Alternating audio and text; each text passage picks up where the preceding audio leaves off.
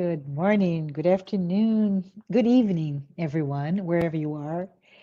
Thank you for joining us in this series of talks promoted by the United States Spiritist Federation every Saturday morning at 11 a.m. Eastern Time. I am so very happy to be here and to be able to host this talk presented by my dear friend GLAUCIO PESSOA, who will be leading this live talk with the topic, very interesting, Spiritism and the Mexican Revolution. Hello, Let us Marcia. all, Happy New Year. hi, Happy New Year. I want to join all of you with a warm welcome, Glaucio. And before you start your presentation, please allow me to introduce you. And I wanted to say that Glaucio has been an active, very strongly an active member in the Spiritist movement for over 37 years.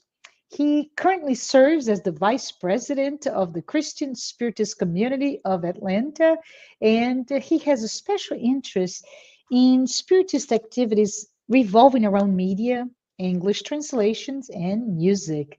Glaucio holds a master's degrees in both business administration and electrical engineering, and currently works in data protection and compliance. So I wanted to say thank you, Glaucio, for being here. And I would like to welcome everyone to please take this opportunity during the talk to send your questions using the chat window. Glaucio has reserved time to address your comments and questions once he concludes his presentation. Thank you so very much, Glaucio. Thank you, Marcia. Thank you for introducing me. And thank you, everybody, for taking the opportunity to watch this very interesting lecture. Hello, everybody. So today's topic is Spiritism and the Mexican Revolution.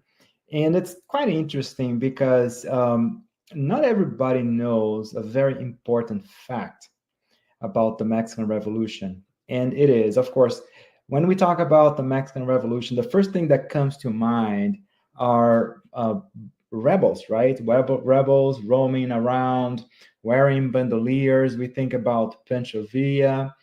And Pancho Villa was such an icon that not only he became famous, but he got to star in his own biographic movie at the time. We also think about Emiliano Zapata, and who has this big mustache. So we have this whenever we talk about the Mexican Revolution, we have this this idea of what a Mexican revolutionary was. But it is a very complex topic. It is a very complex event, and so are the different participants, the different key players in this historic revolution. And the one who basically started the whole movement was Francisco I. Madero. Now, what a lot of people do not know about Madero is that he was an avid spiritist. He was not only an avid spiritist, but he was also a medium. So it's quite interesting for us to think, we never think of any political figures, any revolutionaries, and especially someone who started a important event such as the Mexican Revolution that had repercussions not only in Mexico today, but throughout the world at the time. And that this particular individual was a spiritist, someone who is an adept of Kardec.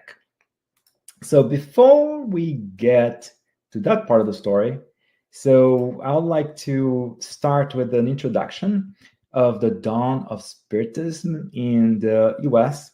in the beginning of the 19th century, or should I say, in the first half of the 1800s. And what we know is that there was a huge boom at that time with spiritualism, not only religious movement, alternative religious movements, but also spiritualism.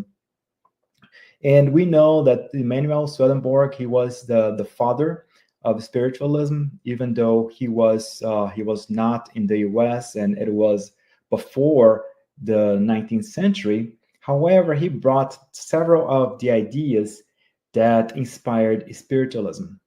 And we see that spiritualism developed and reached its peak goal of membership between the 1840s and the 1920s. And it was especially in the English-speaking countries. And for instance, back in 1897, spiritualism was said to have more than 8 million followers in the United States and in Europe. And most of them were drawn from the middle and upper classes. So those pretty much the intellectuals of the time. However, we see a lot of these beginnings of spiritualism in what was called at the time the burned over district. And the term burned over district, it refers to the western portions of central New York in the early 19th century. And it is interesting because at that time there was this religious revival or religious revivals that happened. And it was more like a second great awakening. And they say that there was so much fervor in that area that they call it like if they were burning. So that's why they call it the burned over district. And for instance, there was in this area in western New York, in the west of the state of New York, that since there were few professional clergy at the time, so they have a lot of people who were self-taught in religion. So those are not academics, those are not professional priests, but there were people who had lots of enthusiasm about religion. They have this popular passion for religion. So something that you can call like folk religion. And so if they're like self-taught, they would mixture a lot of elements from religiosity. And there were several sects and several ideals that came from that time and from that particular area. So for instance, there was the Latter-day Saints movement, and which today is what we call the Church of the Jesus Christ of the Latter-day Saints. There was also the Adepts, the Millerites, and which originated in around 1834, and they were the followers of William Miller, who was a farmer. So again, very not necessarily educated people, but people who had a lot of enthusiasm. And a lot of the principles that the Millerites believed, they became part of what we call today Adventism, and especially the Seventh-day Adventists. Now, as far as spiritualism and spiritism, what we see also in that area is the experiences of the Fox sisters. They were also in that particular region in New York. And they conducted the first table rapping seances in the area around 1848. So we see that began the American spiritualism movement, and especially in the area of Lilydale and Plymouth. And from that, the spiritualism from the U.S. spread throughout the world, finally reaching France and inspiring Kardec also, who took an interest to study it more in depth. And that's how we see the inception of Spiritism. So it's quite interesting that we see that, this whole revival, which was very religious, also impacted Spiritism. And it was one of the starting points for our doctrine. So as far as Mexico, there was a spiritist outbreak that reached it as well. And it was highly accepted in Mexico on the second half of the 19th century, or after, on the second half of the 1800s. And it was quite interesting because of how fertile Mexico was at the time. They had so many traditions, so many spiritualistic traditions. To this day, they celebrate the Day of the Dead. And also, Mexico has a very large indigenous population to this day, and they have all kinds of ritualistic beliefs. They believe in sorcery, in spells, witchcraft, and any connection between the dead and the spiritual world. So it was very fertile. And also, on top of that, there was a major appeal to the Mexican population between the 16th and the 18th centuries. A lot of those same indigenous people in Mexico, they were converted to Catholicism, and they were forced to abandon those same spiritual beliefs, because again, there was a very strong presence of the Catholic Church at the time. Now, after Mexico got its independence from Spain, and up to the Mexican Revolution, also there was this big schism between the government and the Catholic Church. And so during that time, people were looking for some alternatives. Of course, they have the Catholic doctrine that for a lot of people it had been forced upon them, and which encroached in their traditional beliefs. So for those people, Spiritism provided that kind of bridge. So you have this Christian doctrine, but that also values that spiritual side, that also values the communication with the spiritual world.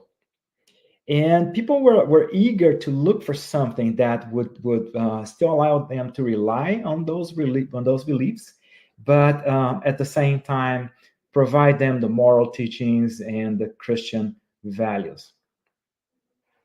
And also on the other side, what we also see is among the Mexican business leaders and political leaders, and even some Mexican presidents and other historical figures, they also embraced Spiritism.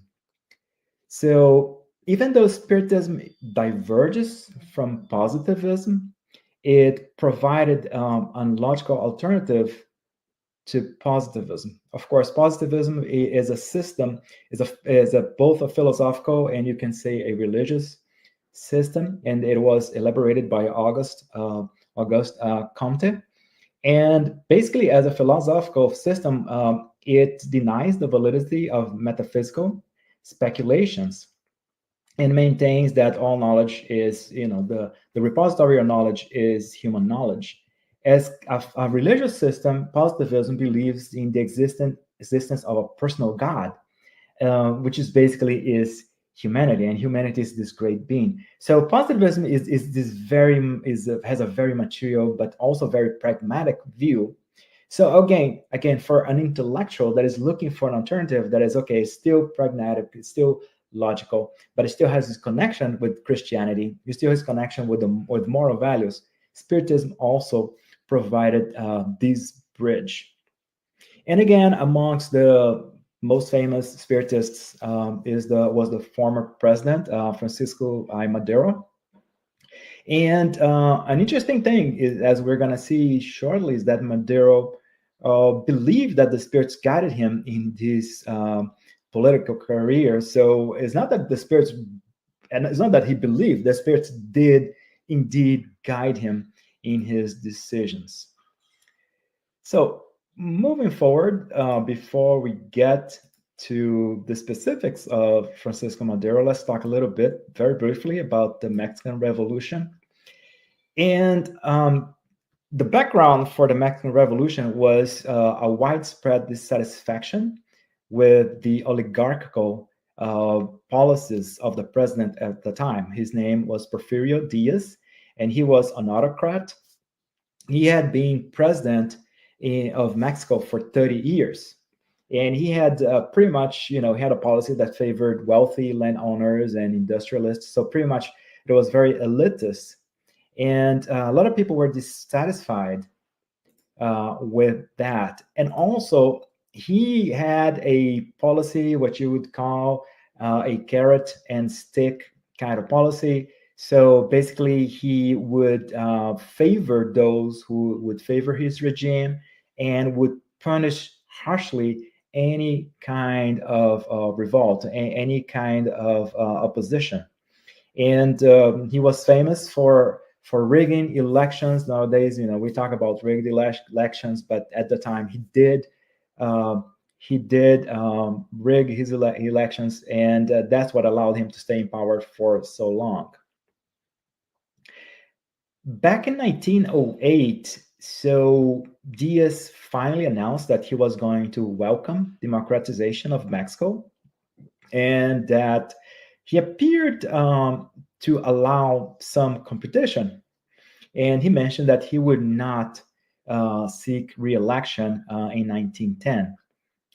And a lot of people were reluctant at the time, but Francisco Madero, who was a liberal at the time, idealistic, from an upper class family, he emerged as the leader of the movement, which is called anti-re-eleccionistas, so anti-re-electionists. And he announced his candidacy.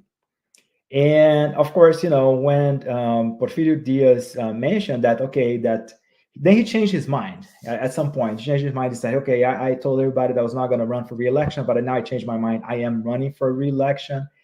And he had, and since Madero became a part of the opposition, so he had Madero arrested.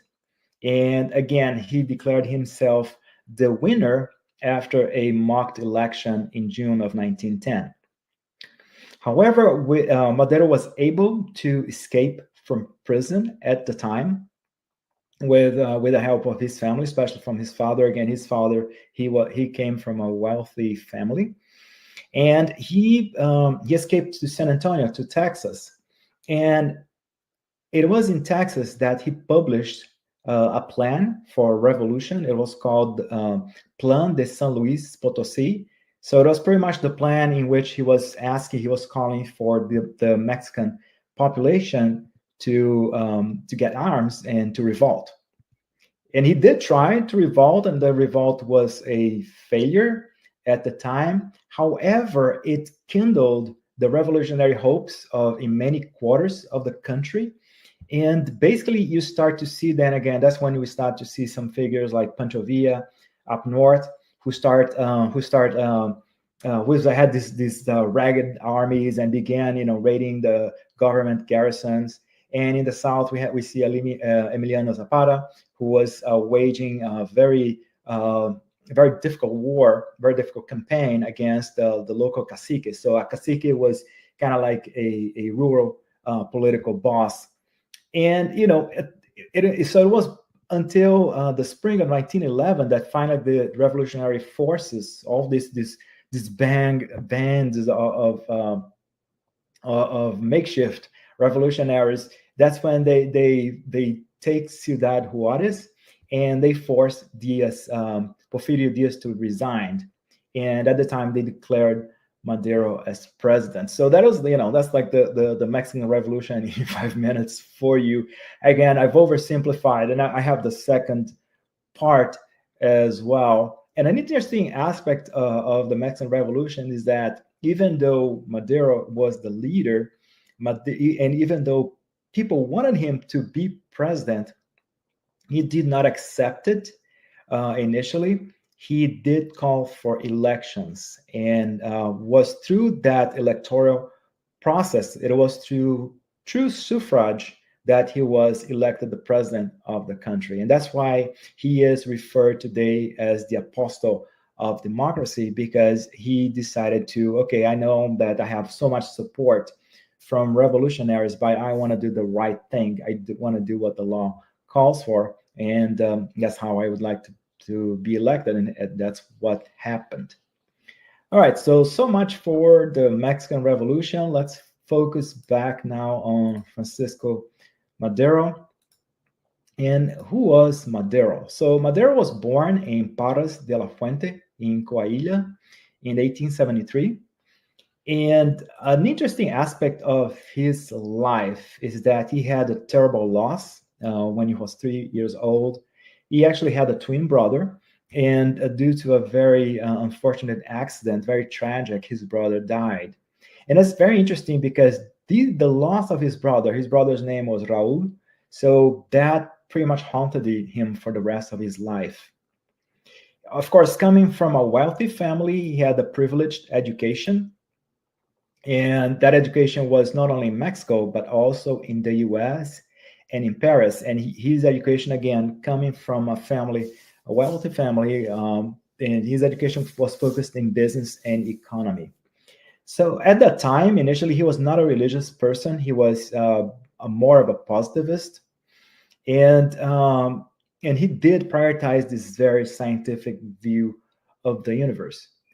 However, he took an interest among the books that his father had, and one of these books was the Spiritist Review. I do not know what year it was, but one of the volumes of the Spiritist Review, he got in contact with that, and he liked it, right? Because it fit, again, it fit with his was in line with his positivist views, but at the same time offered this very spiritual, very moral side as well. So it was a good combination. So what he did, he that led him to return to Europe to learn more about Spiritism. So in his memoir, he writes that the discovery of the Spiritist Review, which was edited and written by Kardec himself, it opened up a new life perspective, and it is something that he really wanted to experience. He really wanted to learn more about it. So he goes back to France and he starts attending his first sessions. And lo and behold, he discovered that he was a medium, and he was a very gifted medium.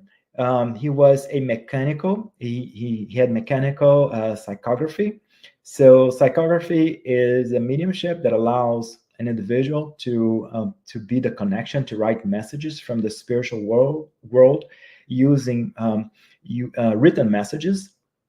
And mechanical, meaning that the medium has no participation in the process. So basically, he would write, but he would be unconscious during the process. So quite interesting, especially if somebody has a mission and is destined to receive clarifications and receive guidance from the spiritual world on what to do next, especially if your mission is to be part of a revolution. It's kind of it helps for you to know that, hey, whatever messages I receive, they're very legit because they do not come from me.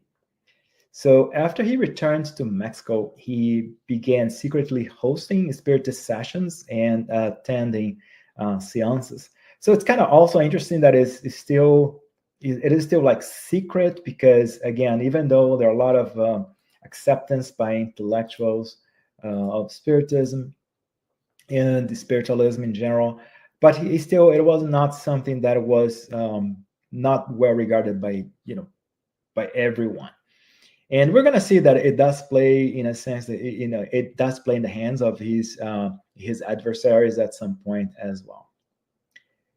In 1900, he was hosting his own sessions in Mexico as well, and again, it was through a secret group.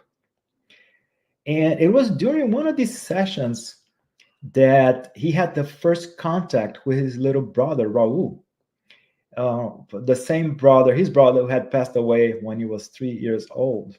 And again, Raul, his little brother, had an important role also in his political pursuits. He was one of the spirits who would guide him. And also, an interesting transformation happened with Madero at the time, because he was a bit of a Don Juan, a bit of a player, a bit of a party boy. And according to history, he, at that point, after his communications with Raul, he changed that. He changed that lifestyle and changed the point of becoming a vegetarian and stopping any kind of alcohol consumption. And he had a huge trust in the knowledge that the spirits offered to him. And again, you're talking about someone who had at some point had no spiritual, no religious inclinations, but now he becomes this person who has trust in the spiritual world, who has trust that the spirits have full knowledge.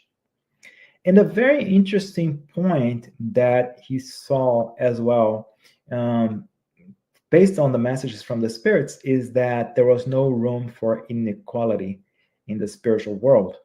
Of course, in the spiritual world, there are different hierarchies based on one's moral evolution, but there is no hierarchy based on what someone is. And the way Madero saw it, Spiritism actually encouraged equality at all levels, and including gender equality. And now we're talking about the beginning of the 19th century, and that's when we start to see a lot of movement for women to have a better participation in society, voters' rights for women, and so on and so forth. So it's interesting that Madero sees that Spiritism brings this message of equality, including gender equality as well, which was a hot topic at the time.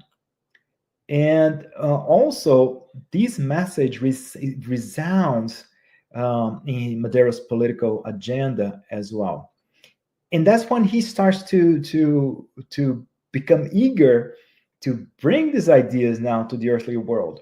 So think about it. You had these ideals of, hey, you know, of a spiritual world where there are no inequalities, that people are treated, there's fairness. Of course, there's a fair justice. There's justice, but there's a justice system that is based on fairness. And now we live in Mexico back then, which is very unfair, where is run by an autocrat who is surrounded by an elite, right? So it's kind of like he starts to see this difference, and we see that there's this population. There are peasants who suffer every day. There are laborers that suffer every day. So he tries like to think that, hey, you know, why not bring these ideals? Why not bring this ideal that we see in the spiritual world? Why don't we implement those on earth as well? And he starts to develop this also these standards of moral improvement of society. Again, a lot in line with Spiritism, right? The Spiritism inspires us to become better people, become both morally and intellectually. So he saw that in Spiritism as well. He saw that, hey, Spiritism was in line with these ideals of improving society, making society progress as well. And at this time, his Spiritist ideas, they change, because to him, Spiritism is no longer just this science that you study. It's not just this experimentation with mediumship. It's not so much having a contact with the spiritual world. Now it's a door also to receive inspiration from the spiritual world to make the world a better place. And why not start also with politics? And believe at this time also they had it was a different at the time, because and even today, right, we do not it is very uncommon, or should be uncommon, for you to be in a mediumistic session and start receiving political guidance. I myself, I'll be very eerie if any spirit during a mediumistic session would come to me and start talking politics. You know, I'll be very concerned. But again, this is a different story. This is a different spirit. It's a spirit who has a mission. And what happens now is that now, instead of having these public sessions, again, with people who want to witness all these communications, he's now having more individual. He has more closed sessions that are in line with his political goals. And again, he sees it more as support for his ideals of liberation and transformation. So again, Spiritism did not right, and does not really meddle with political issues, and at that time, a lot of not at the time, and today, right? I mean, a lot of us, we do not see it like in that sense, right? Spiritism is not a political. It is, you know, Spiritism allows us to have any kind of political views that we wish to, whatever is aligned with our morals. But again, this is a very specific case. This is a spirit who has a mission. So it's very different than something that would happen with a regular spiritist. And also, it was around that time that he started to communicating with two very important spirits. One of them was his uncle, Jose Ramiro, and who was a renowned politician, and he was the former governor of the province where he was born, the province of Coahuila. And he also started to interact with another spirit, and the spirit went by the name of went by the initials BJ, and so Madero understood that BJ actually was, those were messages from the former president, from one of the Mexico's former presidents, Benito Juarez, who start also to communicating.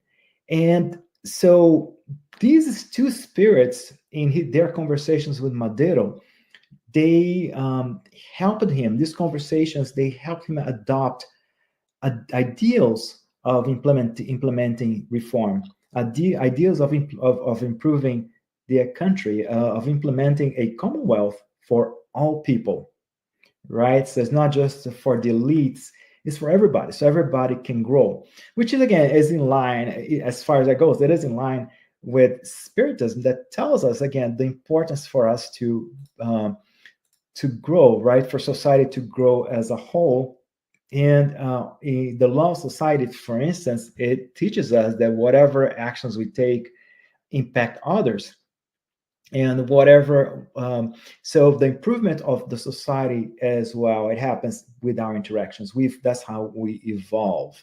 And again, another natural law, according to Spiritism, is progress. So we evolve also as a society, again, but each one of us individually contributes positively, or should contribute in a positive manner to society. And of course, the other aspect is also respect for the laws, right? The laws are for everybody. And again, another Spiritist principle as well, which is, the laws, they apply justly, right? The laws, they apply across the board. It doesn't matter if you're a peasant or if you're an industrialist, the laws, they apply for everybody. So again, as Madero was interacting with these two spirits, those ideals, they became stronger. So those two spirits, they actually guided him to start the Mexican Revolution in 1910. And those two spirits, they were the ones who encouraged him to write the San Luis Potosi plan. So pretty much those two spirits, it was thanks in part to those two spirits that he wrote this whole revolutionary plan that kicked off the revolution. Again, a very audacious plan that called for armored revolution, and it actually had a date to start November 20th, 1910.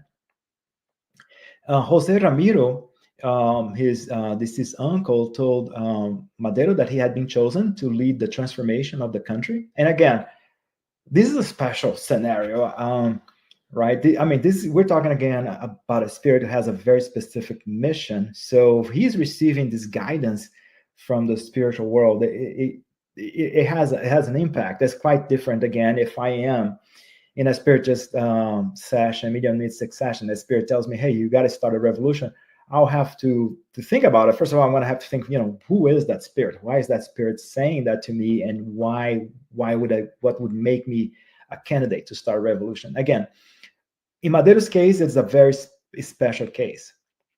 On the other hand, Benito Juarez, he also helped Madero formulate his ideas of improvement.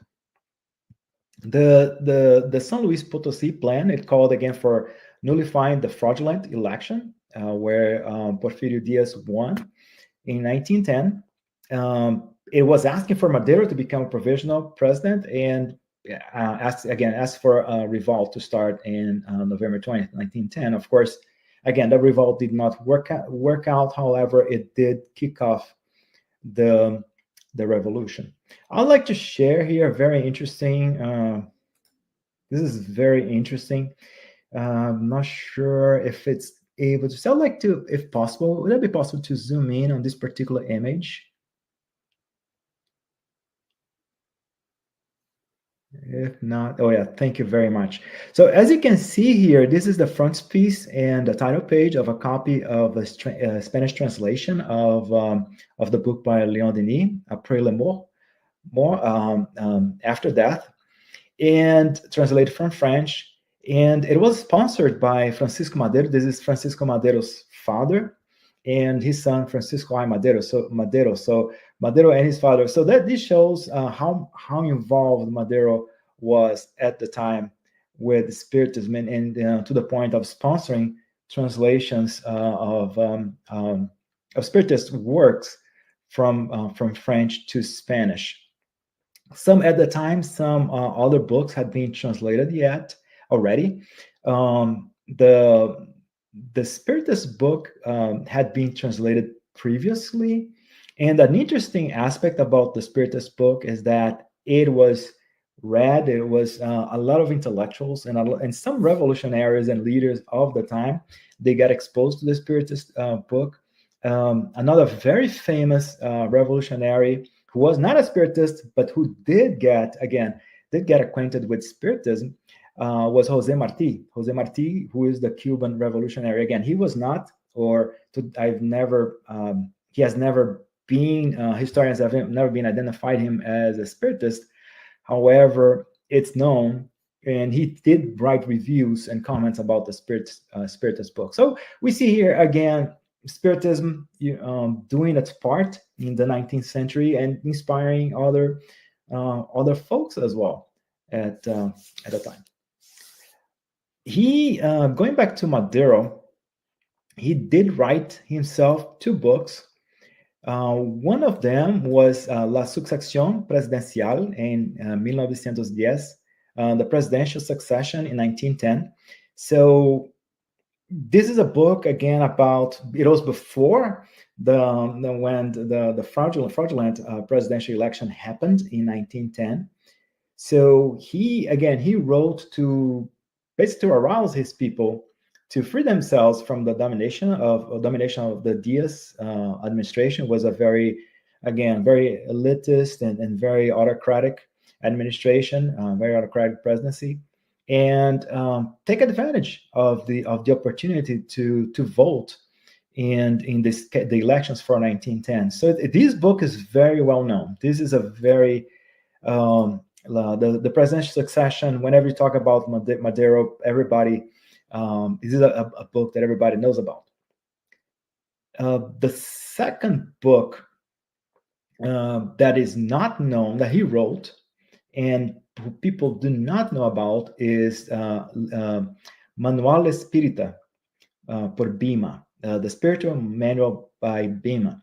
And Bhima is a Hindu deity, and what Madero did is he wrote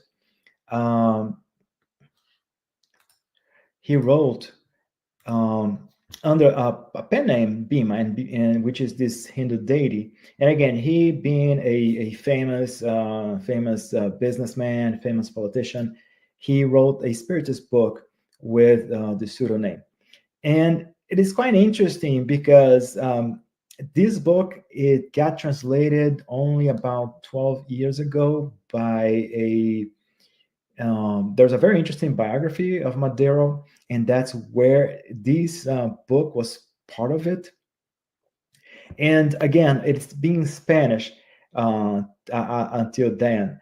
And it's quite interesting the way Madero did it. It's kind of like it's like a Mexican version of the Spiritist book. The same way that in the Spiritist book, you have different, you have questions and answers. So that's the same way that Madero did he elaborate this book as well. It does talk about Spiritism. It does talk about the spiritual world, but it also focuses a lot on the philosophy, and especially more on Madero's views about philosophy, about especially his personal philosophy. So it's kind of interesting. Again, he wrote 2 books, one which is very political, and the other one which is a spiritist book, in which, again, he talks about spiritism, about mediumship, but especially how this philosophy, what does that particular philosophy represents to him. So again, it is in Spanish, but it got translated recently, and at the end I'm going to let you know if anybody wants to know more about Francisco Madero. There are two very interesting books that I would recommend. Actually, there are 2 very interesting books, and actually somebody wrote a dissertation for a doctorate as well in this particular topic.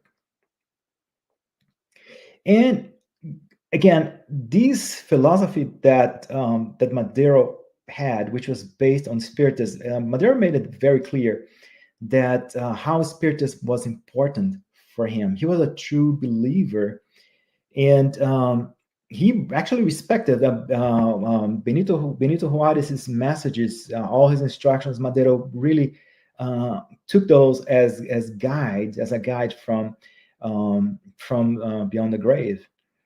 And especially when it came again to march and then to oust the dictator as well. And again, an interesting point again is that even though he was successful in this first phase of the revolution, he was able to depose Porfirio Diaz. Again, he decided to call for regular elections instead of just taking power.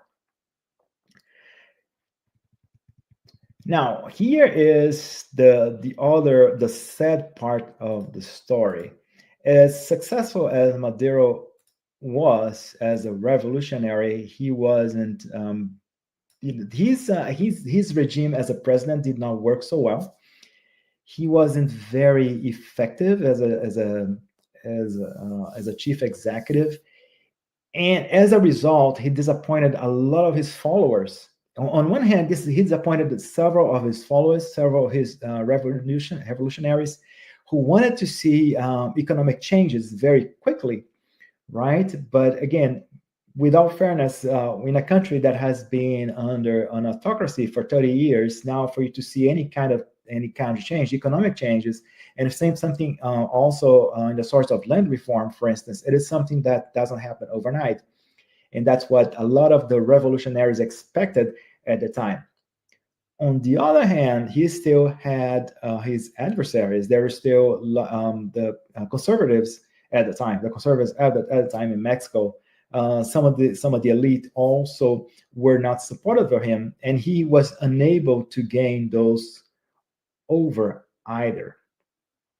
So what happened is that, again, the Mexican Revolution, it devolved into factions, and those factions were competing for power again and again. A lot of these factions did not. A lot of these revolutionaries and their particular groups, they believed that Madero again was not moving fast enough in solving people's problems. And on the other hand, his political enemies, now they saw an opening in Spiritism, in Madero's belief in Spiritism. They saw it as a weakness, or saw them as an opening to attack him publicly. And what we start seeing now is that several newspapers were ridiculing him for being a Spiritist. And you see several cartoons at the time that show him as this medium who's like communicating with the spiritual world, communicating with ghosts of the past, but who is disconnected with the needs of the people. There is it is interesting to mention an example. He, in this whole process of these different factions and this contentment after this initial phase of the revolution, there were several rebellions, and one particular one was by Chinese immigrants, and he used his commander was Victoriano Huerta, and to pretty much to crush that uprising. And a particular newspaper did make an announcement in which they said, "Hey, all those spirits who died now from the spiritual world, they thank Francisco Madero for his incursion and for crushing their own revolution, so rebellion. So they're saying, so they're like making fun of him because now he's someone who's supposed to be a good spiritist, a good Christian, and now he's using his own army to crush any kind of dissent, right? So now they're making fun. They're saying, hey, those spirits of all those people who died, they are now, they're now thanking him for that. So it's kind of like they're making fun again of his spiritist beliefs. And it came to a point, his presidency only lasted about 18 months. And in February 1913, the rebel forces, in this case, those were army rebel forces, they marched into the capital. And again, his army commander was Victoriano Huerta, who was someone who Madero trusted a lot. But Victoriano was kind of like Madero's strong hand, man. And I would say he was a very heavy-handed on putting out dissent. So he trusted that Victoriano Huerta would protect him. However, little he knew that Victoriano Huerta was actually in conversations behind his back, and he was betrayed and arrested and executed. Again, another interesting fact that is worth mentioning is at the time, initially, when Madero started the Mexican Revolution, the U.S., all the different powers of the time, different nations, they were all interested, Mexico being such an important country. So the U.S. was very interested, had a lot of interest in the revolution, and actually the U.S. supported Madero initially. However, the U.S. changed sides, and they wanted a leader in Mexico that would serve West interests better. And at the time, Henry Lane Wilson, who was the U.S. ambassador to Mexico, he was one of the individuals that Victoriano Huerta was talking behind Madero's back on how to depose Madero. He actually, after he had Madero arrested, he was consulting with Henry Lane Wilson whether or not he should commit Madero to a mental institution, because Madero has had a habit of talking to the dead. So it's kind of interesting when you see that even then, how sometimes adversaries, and sometimes we see that in our lives as well. We see that our adversaries, they sometimes think that the fact that we're spiritists, they can try to use to demean us. They try to use to put us down, and they see it as an opening. And on the contrary, we know that is one of our strengths as being spiritists. So moving forward, Madero was assassinated, but however, he became a unifying force again. I mean, among all those revolutionary factions. And now there was like, you want to call it like a second phase of the Mexican Revolution. Again, I'm not a historian, but there was this second phase in which all these different factions, they're all out now trying to oust Huerta. And finally, they were able to do it. However, then you have the third phase of the Mexican Revolution that is less of a revolution and more like a civil war. And that was the most tragic part of the Mexican Revolution. Besides all the bloodshed that happened in the Mexican Revolution, we see here that Madero's inspiration, his leadership, he put events in motion that did have positive outcomes for Mexico, not only for Mexico, but also for some other countries as well. Mexico would not be what it is today. I'm not saying that any country is perfect in the world. There isn't a perfect country. However, Mexico would not be what it is today if it were not for this whole movement that was initiated by Madero. So at that time, thanks to the Mexican Revolution, we see that the Mexican people, they developed this sense of identity. Again, they used to be a colony, but now they have this sense of identity as a nation. Finally, in 1917, after the revolution, then Mexico had its first constitution, and which was enshrined in political and socioeconomic rights. And it limited at the time the power of the church. So in other words, it officially created the separation of the state and church. So basically it created this separation between government and religion. Also, it brought universal education, brought labor rights, land reform, and also the nationalization of some industries. Organizations, labor organizations were recognized and promoted. I mean, again, laborers had no rights back then, and they start to exercise some rights. Oil exploration at Mexico was expropriated from foreign-owned companies, so it became to be exploited by Mexico. And also there's this creation of a new business class. Again, you don't have these landowners, we don't have, now we have this business class that is being formed as well, that is based, that is more focused on banking and manufacturing, more in banking and manufacturing and less in land and farming. So you see more of a mixed economy. An interesting aspect also about the Mexican Constitution, Constitution is that it was, again, it was like over 100 years after the American Constitution. However, it had some elements from the American Constitution, but it did express, it give more clearly expressed the rights of the individuals. Now, it really indicates that, hey, the state has an obligation with the people. And that became also an inspiration for other constitutions as well throughout the world that were inspired in that particular, in their constitution. So it's kind of interesting that we see, again, there were positives out of such a tough time for the Mexican people. I'd like to finalize here with some thoughts. The first one here is, it comes to us in the Spirit's book, question 571. It asks us, Kardec asked, do only elevated spirits receive missions?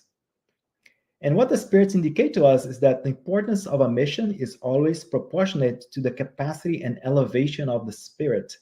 A courier who delivers a message fulfills a mission, although it is not equivalent to that of a general. So it's kind of interesting when we see that each one of us, right? So Francisco Madero, he was definitely a spirit who had a mission. And I would not say, I hope, I hope that I'm not a revolutionary, but I understand as a spirit that I have my own mission, and all of us have our own missions. And those are in proportion to our elevation. They are in proportion to our capacity. So whatever mission it is that we have, that each one of us has to fulfill in life, may that mission be that you're going to transform a whole country. May that mission is that you're going to revolutionize some kind of industry. You're going to bring incredible knowledge. May you have, it's possible that your mission might be something as grandiose as that, but your mission may be just to take care of your family. Your mission may be just to take care of your parents, of your relatives. And sometimes your mission may just be to take care of your pets. Each one of us has a mission that is proportional to what we can accomplish. So we got to embrace that mission, whatever it is. Of course, Madero, he embraced this mission that we had. There was, he made so many sacrifices for that mission that he had in life. He made mistakes as well. Again, he was not a perfect spirit. He had this particular, he had some elements that allowed him to be the best candidate for his particular mission. Each one of us are in the best position we are today to fulfill our different missions. So let's fulfill those particular missions with passion, because that's what's being granted to us. The second one here is, again, from the Spirit's book, question 543. Can spirits inspire a general in planning a campaign? Of course, spirits can use their influences for this or any other conceivable plan. So we see here that even in the case of Madero, even though his plan did not work, the San Potosi plan did not work for him. But again, it put so many gears in motion that started a revolution. So, but going back to our own struggles, right? This talks about a general in a campaign. We have our own battles in life. We have struggles, And so the same, let's consider ourselves like our own little generals in our struggles. And let's also try to get influence, inspiration from the spiritual world in our decisions, in our daily struggles, in our daily battles. Each one of us has that. Each one of us has challenges. So any planning that we have to do, let's call in our spiritual support. May that plan be, I'm trying to, let's say, something very mundane. I'm trying to get rid of some debt and some credit card debt that has been haunting me for years, and I'm going to come up with this plan. Well, let me also ask my spiritual friends. Maybe they have some inspiration. They have some ideas to give me. Maybe I'm trying to see how I can deal with a difficult relative. And I need to come up with this plan on how am I going to deal with that particular family member. So let's ask our spiritual friends to inspire us. So why not go through our battles in life alone? Let's ask our spiritual guide, our spirit, the famous guardian angel who is our spirit guide. Let's ask him for help as well in our struggles and in any conceivable plans, as the spirits explain to us. And finally here, question 525. The question is, do spirits exercise any influence over the events of our lives? And the spirits explain to us, of course they do, since they give you advice. Again, going back to the whole concept of spirits providing us with advice. But then there's a very interesting item here, which is an item A, is a sub-item of this particular question. And this is how it goes. Do they exercise this influence in any way other than through the thoughts they suggest to us? Do they initiate any direct action on events? And the answer is yes, but their action never oversteps the laws of nature. So let's think about in the case of Madero, what we see here is that he had a chance. He made several decisions, and you could have asked, when he was about to be betrayed by Victoriano Huerta, how come the spirits did not alert him? Actually, several historians, they bring that up and say, oh, well, he's a medium. Okay, well, how come the spirits did not inspire him, say, hey, you're about to be betrayed? Because the spirits, they respect us. There is a law of nature, which is the law of liberty. And there's spirits, they respect our free will. There's a law of progress that allows us to grow and to evolve. And the only way for us to evolve is by those decisions. Sometimes those decisions are not as great as we expected them to be, especially when we look at them in hindsight, right? As they say, everything hindsight. We can see our bad decisions so clearly in hindsight. So, and a lot of times the spirits are going to let us make those decisions. They're going to let us fail because they know that's how we're going to grow. And there's a law of society as well, because my decisions affect others as well, and the decisions of others affect us. And that's how we all help each other. And even as you see here, even Madero, as again, with everything that happened to him, he was able to inspire other people as well with his actions. So again, let's just think about how, the spirits are going to be with us. They're going to help us. They're here for us, but they're going to respect the laws, and they're going to respect our free will as well. We're going to make mistakes. Again, going back to whatever mission we have, we're going to make mistakes. We're supposed to make mistakes, because that's the way you're going to learn, right? If everything goes right in your life, then what lesson is going to be there? So again, let's just take the masters. I mean, what this whole study, that's what it brought to me. It brought to me this whole concept. Again, we have our missions. There's so much support from the spiritual world, sometimes very direct. Sometimes the spirits can tell us, give us guidance. Sometimes they can inspire us. But also there's always going to be that point in which they're going to say, hey, we trust you. You got this, man. We've been with you. We're here with you. But at the end of the day, it's your decision. That's what you got to do. So, that's the inspiration that I got from this particular very interesting historical event.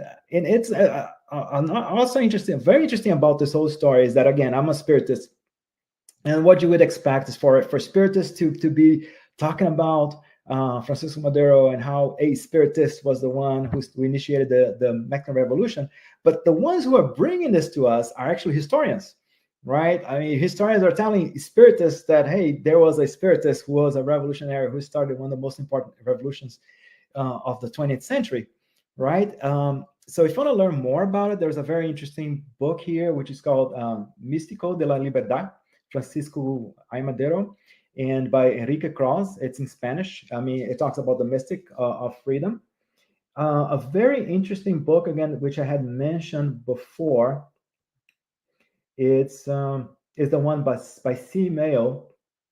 Her name is, it's not coming up here, but it's by C.M. Mayo, and it's called The Metaphysical Journey. And the interesting thing, it's kind of a recent, I shouldn't say that recent, it was published about 12 years ago. And it's what I like about this book is that not only talks about Madero and how Spiritism influenced him. Again, she's not a Spiritist, the writer, the author, she's not a Spiritist, but then she took the time to translate the Spiritist manual. So if you want to read the Spiritist manual, so you not only get, so this book has two parts, one of them against the biography of Francisco Madero and his metaphysical journey, and the other part is the Spiritist manual that he wrote, again, which I as I was reading it, I found it very similar to the Spirit's book as well. So again, I hope that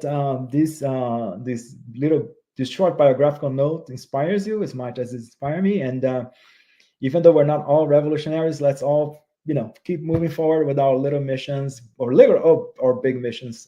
Trust the spiritual world and also trust ourselves as well. I love it. Thank you. Thank you so much, Glaucio. Thank you for the deep reflections on Francisco Madero and his role, not only in Mexico as a revolutionary leader, but also as a spiritual leader to that country.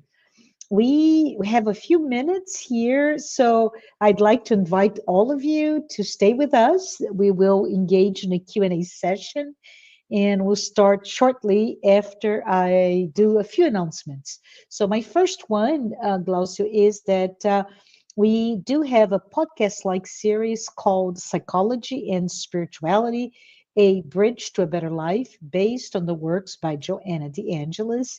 This series has a new episode launched every Friday at 6 p.m. Eastern Time. It is available on YouTube as well as Spotify.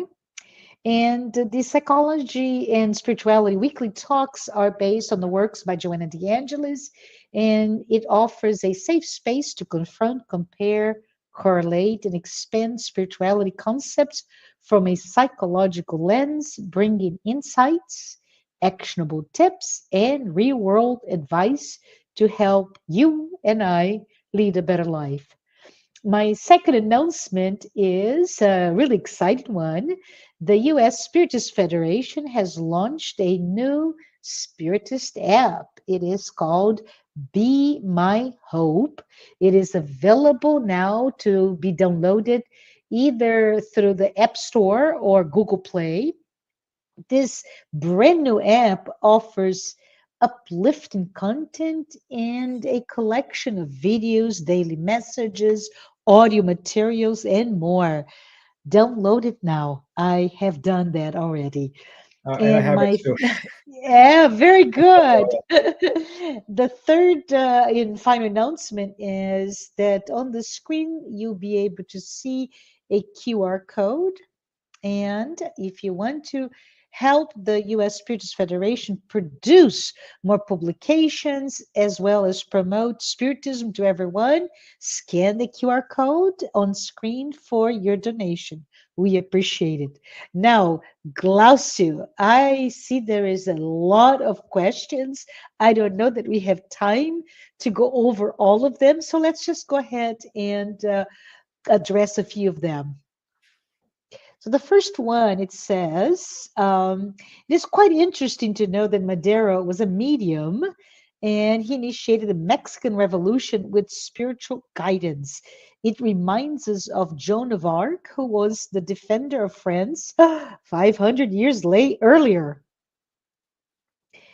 and also with spiritual guidance. How can we perhaps correlate spiritual guidance, not then, but in our daily lives? Well, first of all, you have to create a base, right? And you have to have a moral code to speak, and which can be provided. I mean, we have a moral code. I mean, the spirits, they need to work with something, and regardless of our spiritual beliefs, you don't have to be a spiritist. Joanna Dark, she was not a spiritist. She was Catholic, and but she had a belief system, and she believed in something better than herself. So the first thing I'll say is you have this belief system that makes you strong, more. And again, you can find it in any religion that better relates to you. And the second point is, again, be open. The same way that Joan of Arc, she was open. People like Francisco Madero was open as well. And there are other, this is not an isolated case in history. Those are not just the two exceptions. There are so many individuals in whatever religion system they believe in. A lot of religious, they receive some kind of inspiration from the spiritual world. So again, we create this moral base. We keep our eyes open and our inspiration to the spiritual. And then the third part is we act, right? Again, not everybody's going to be a revolutionary, but you don't get to be a revolutionary for a nation, but can you be a revolutionary at least with you, right? Can you at least become a better person? See, you may not make the whole country or the whole world a better person, but you can try, but you got to at least start with you, right? So That's I'll say that awesome. would be, yeah, I Yeah, would say I love it, right? Because also that spiritual manifestation from God, from Jesus, from all of our beneficent guides can be done through many things, including that friend that calls you and listens to you, and right, or a yeah. poem, or a meditation, or prayer, etc., etc. So I think it is really being connected and do something with it if we so Oh, and choose to. Marcia, we can Yeah, also be that connection, right? A yeah, lot of times we can be that connection to someone else, right? I mean, we're all mediums. Kardec explains to us we're all mediums, and sometimes we are given the opportunity to channel inspiration, channel guidance to our friends, to other people. So let's also be open to opportunities for us to help others as well, to be that channel. yeah. I would say let's pay attention, right? Pay attention, and then be the one through which we can with the inspiration be that person to help others. Awesome. Thank you for that. We have another question. I understand Mexico's spirituality is a blend of ancient traditions, Catholic influences, and modern spiritual practice. How does it differ to American spirituality? What are your thoughts? Oh, I don't know, but I don't know. I do not know the answer, but I can infer that each country, they have their different nuances. Right here in Yeah, the US, I mean, we have this very strong evangelical presence. So there's a lot of that very Christian presence as well. So we see a lot that in the what you call American spirituality.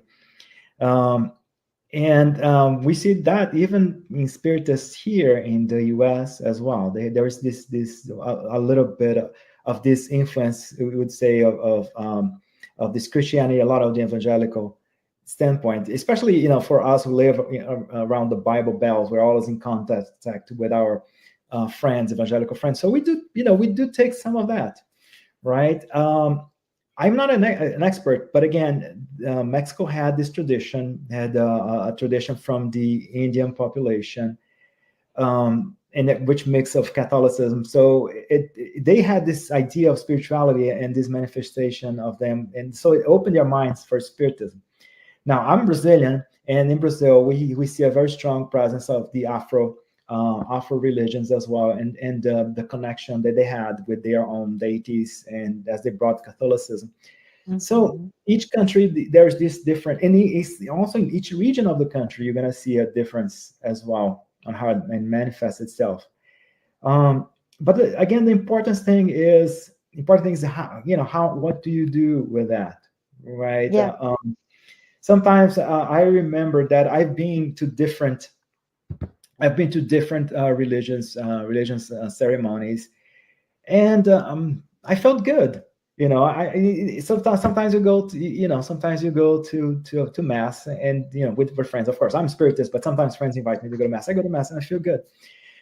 Sometimes very rarely I've been to Afro-Brazilian spiritual rituals as well. As a Spiritist, just as an observer, and I felt good.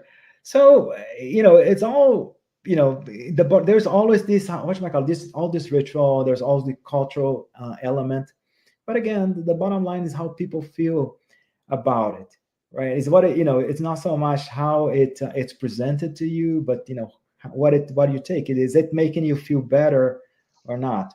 And again, I'm not a specialist, but that'll be my take on it. Can I make a plug to something that you mentioned in your discussion previously?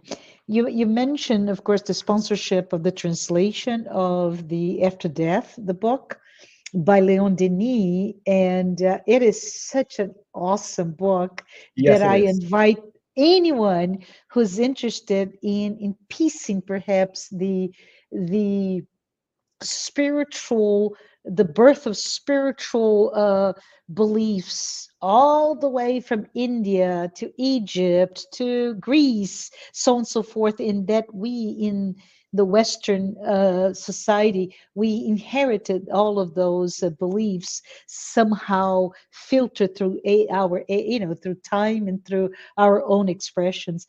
And I think that book, it was very fortunate that you brought that up in your discussion as well, Glaucio, because I think it is a book that everyone should read. It's beautiful, easy, and quite poetic in the And quite language. you're right. It's quite. It is in English, right? It got Uh, translated maybe I'm trying to say it was translated like maybe 7, 8 years ago by the U.S. Spiritist Federation. Very Correct. poetic, but at the It- same time very poetic, but has lots of content in it. yeah, So yeah, yeah.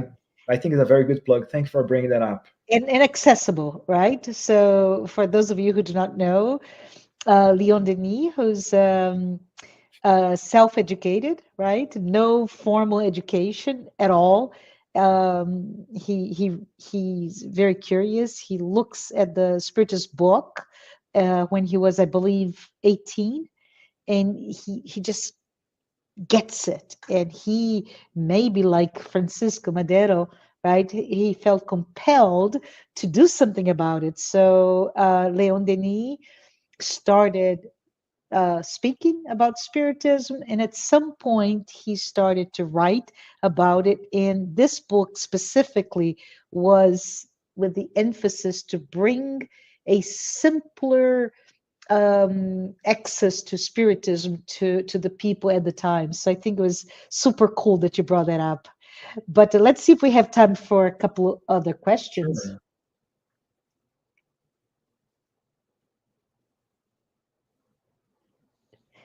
The 2017 Disney Pixar movie Coco brought us a beautiful rendition of the Day of the Dead and how the spiritual fabric of Mexico highlights the strong connection with their ancestors.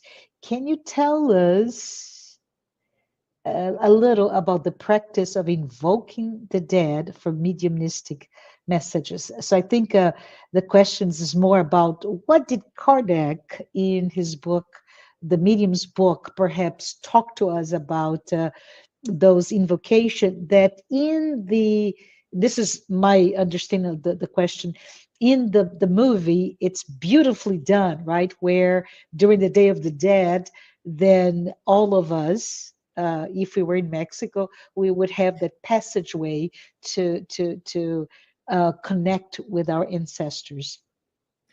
Yeah. So basically, Kardec indicates that again, invoking is a bit of a very ambiguous term, right? Because Mhm. you cannot invoke a spirit. You just don't invoke a spirit. Spirit comes. The spirit will come based on the spirit's free will, and also several conditions. So invoke is a very ambiguous term. right? Uh-huh. But the spirits will come if need to, and your ancestors who have a connection with you, and a lot of times not so much a connection that goes beyond family. A lot of times your ancestors were your family members, but from way before your current family. So those are spirits who had this affinity with you, and they come. A lot of times they may come. You may ask for them to come. They will come if the conditions are right, if they can come, because a lot of times Yeah. they're also not ready. They're also in pain, still suffering, so they're not ready to come. But interesting is that the flip side of that is that, of Uh-huh. course, is that they will come if you need help, right? Yes. Like your Yeah. your relatives will, your good relatives, they'll come for you, and when, without asking.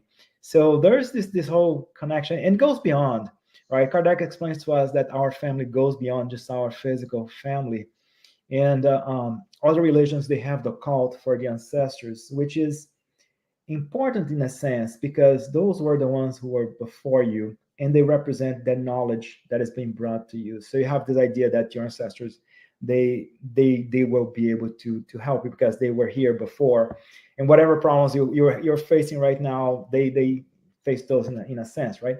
But again, your ancestry goes, your family goes beyond just somebody who was your great grandfather, and so on and so forth.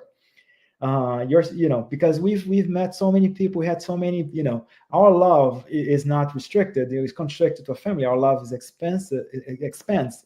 Mm-hmm. So we have several spirits that come, and we ask for help, and those spirits who have affinity with us, they'll come, and they'll do Absolutely. whatever they can, right? So I see it more in that sense. I haven't watched the movie. I know the movie is, I've heard the movie is great, but I see it more like that. I mean, we talk about a lot about what happens in the third generation. We see that in the Old Testament.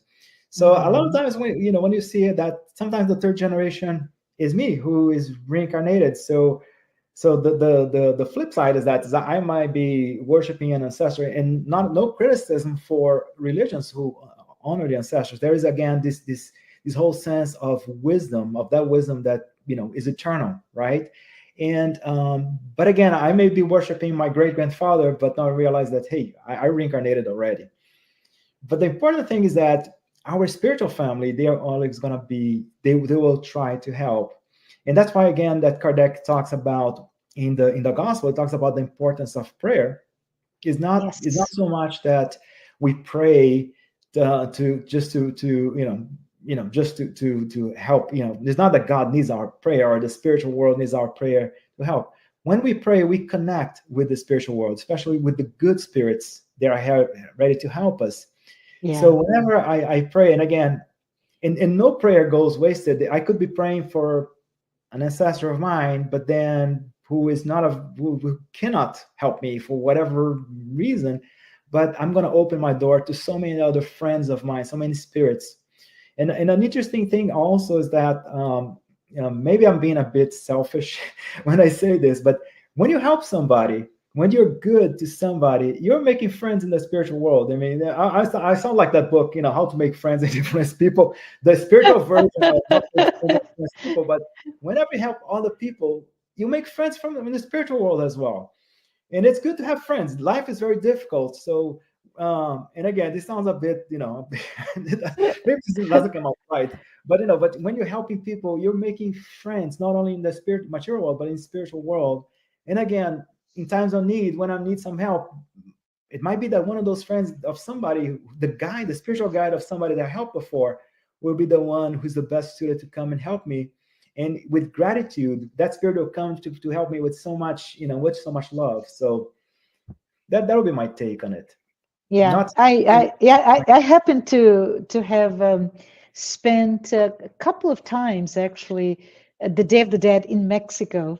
oh, So fond memories of how the people of Mexico, be it Mexico City or other cities, how they really see that day as um, and they talk about they feel the presence of their ancestors coming to the house, and even some will talk about they feel the smell of the perfume. It's really interesting How how, interesting. yeah, how this deep, and of course we can talk about it as you mentioned before. Is it a Mayan? Is it a pre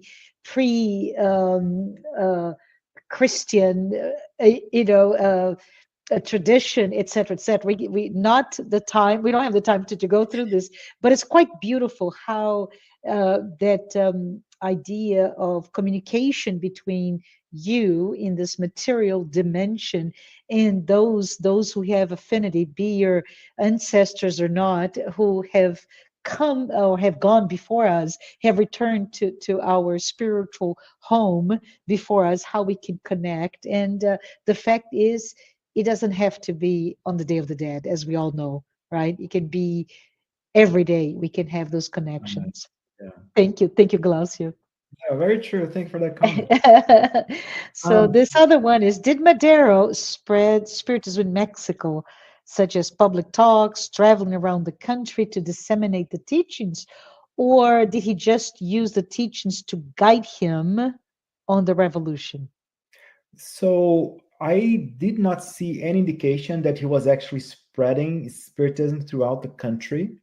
Hmm. He used again at some point he changed his focus and a lot more uses Spiritism and mediumship as a guidance for Yeah, his ideals.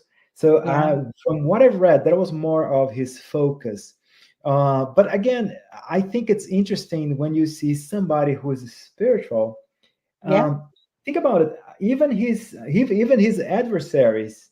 It is something that got the attention even by his political adversaries, yeah, right? Even yeah, the media. So, in a sense, right, it's kind of an irony because the media now is mocking, right, mocking the president because he believes in mediumship. But yeah. when you mock, when you make fun of something, whatever it is, when you mock something, you're actually promoting it, right? Yes. So, in a sense, Infamy, right? infamy, yeah. Yeah, so it's negative Yeah, or positive, but there's no yeah. bad publicity, right? As they say, there's no bad publicity. If you're criticizing a president who believes in the spiritual world, who claims to be a medium, what you're actually telling, the whole country and the whole world that, hey, listen, even the president, even a politician, even somebody who's in charge of a country can believe in the spiritual world, Yeah, right? So it's kind of yeah, like of an interesting way of promoting spiritism. So the answer is, from what I've read, no, he wasn't really disseminating spirit. No, he did work. He did again. He sponsored the spiritist, the book After Death. He yeah, did have mediumistic sessions. He did have his own spiritist group. Um, so, but again, the flip side is that his life and in his behavior to this day, it promotes spiritism. Again, what reaches us about his life as a medium doesn't usually does not come from spiritists. hmm, It comes from historians, which is, yes, it's an irony. So even historians nowadays talk about the fact that he was a spiritist, and they don't talk just spiritualists. They say, hey, he was a spiritist who was a follower, who was an adept of Kardec. And then historians say, by the way, and Kardec was a French educator, and also the codifier of spiritism. So it's kind of interesting when you see that his life and spiritism indirectly, his life as a spiritist, and how it inspired him in a way promotes spiritism indirectly. yeah. The word that comes to my mind is it normalized. Normalizes, exactly, Yeah, normalizes. normalized that spirituality, the connection with our spiritual nature, and I think that is really at the fabric of Right. Mexico, right? Beautiful country. Uh, if you have not been able to be there, anyone watching here, please do take a moment to visit. Beautiful, beautiful country, beautiful people. I think we are at time, perhaps. Let me see if there's any other. All right, so there is another question. So let's make this the last one, Glaucio. If we, generically speaking, if we are interested in exploring spirituality, self-discovery, personal growth? Are there any resources, books, or biographies we should seek when learning about Mexico? So I'll say there's these two biographies. Again, there's the particular one that I mentioned, Francisco Madero, Místico de la Libertad. Francisco Madero, the mystic of freedom. I saw it in Spanish, but I'm pretty sure this one is in English as well. You can get it from Amazon. There's there's another one here which is called by Enrique. Okay, that's also by Enrique Krauss. It's called Biography of Power, and it talks about Madero and his life, and talks about his spirituality. The one that I really recommend is the one by C. Mail. Again, it's a more recent one, and let me see if it gets the the link. My link's not working, but again, it's a mystic. It's something like a mystic journey in the Mexican Revolution, and this one is really focused. It's a lot talks about spirituality in Mexico, and a lot of how inspired Madero. And the good thing about it is that you basically get two books in one. You also get Madero's book, the Spiritist Manual. There are if you search Mexican sites, Spiritist sites, you see a lot of about his life and about Spiritism in Mexico in general. So there's a lot to discuss. And again, I'm pretty sure that I haven't checked the Mexican Spiritist Federation, but I'm pretty sure they have material as well in Spanish. Awesome. This is so awesome. But I want to say thank you, Glaucio. It's been a wonderful to hear from you, to hear about this spiritual and revolutionary Francisco Madero, and wanted to say that we next week, right? So Saturday, January 13th at 11 a.m. Eastern Time, we invite you to be here. Do not miss. Karen Dietrich, yes, she will be discussing with the title Born with Disability, the spiritual aspects of it. So we invite you to come here. And Glaucio, we are at time, but would you be so kind to say a prayer before we close? Of course, that will be my pleasure. Thank you. Thank you, Lord, for this opportunity that we had to discuss spirituality. Of course, we've focused on the life of an individual and his mission, but let's not forget our own missions and our struggles. And let's never forget our spiritual friends who are always with us, always helping us, inspiring us. May during our difficult moments, may we connect with the spiritual world. May we receive strength. May our faith in the spiritual world nurture us. May it make us strong to help us keep going. And especially, not only help us keep going, but especially may we use this strength to do what is right in our decisions. May your peace be with us. May this particular initiative by the U.S. Spiritist Federation, may it continue, and may we continue opening our minds to the teachings that Spiritism provides to us, and especially putting those same teachings into practice in our daily lives. So be it. Thank you. So be it. Thank you. Have a great weekend, everyone.